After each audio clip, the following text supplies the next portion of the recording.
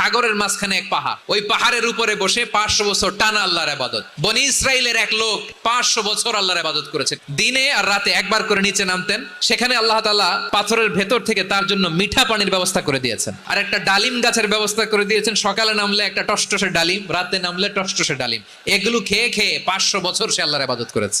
আল্লাহর দরবারে কিয়ামতের কঠিন ময়দানে যখন লোকটা হাজির হয়ে যাবে, আল্লাহ বলবেন 500 বছর ইবাদত করছে তো আমার দয়ায় আমার বান্দারে জান্নাত দাও। এই বান্দা বলে বালবি আমালি, আল্লাহ তোমার দয়া লাগবে কেন, আমি আমার আমল দিয়ে জান্নাতে যেতে চাই। আল্লাহ বলবেন তাই, ঠিক আছে, তোমার 500 বছরের ইবাদত এক পাল্লায় রাখো। আমি যে দয়া করে এই দুনিয়ার সৌন্দর্য দেখার জন্য তোমার দুটা চোখ দিয়েছিলাম, দুটা নয় একটা চোখ আরেক পাল্লায় রাখো। রাখা হবে, দেখা যাবে ওই 500 বছরের ইবাদত হালকা হয়েছে, আর মুহূর্তের মধ্যে আল্লাহর দেয়া একটা চোখের নেয়ামত ভারী হয়ে গিয়েছে। এবার ফলাফল দেখো, হিসাব বলে তুমি এখন জাহান্নামে যাবা। এবার লোকটা কাচুমাচু করে বলে, এবার আমি বুঝতে পেরেছি তোমার দয়া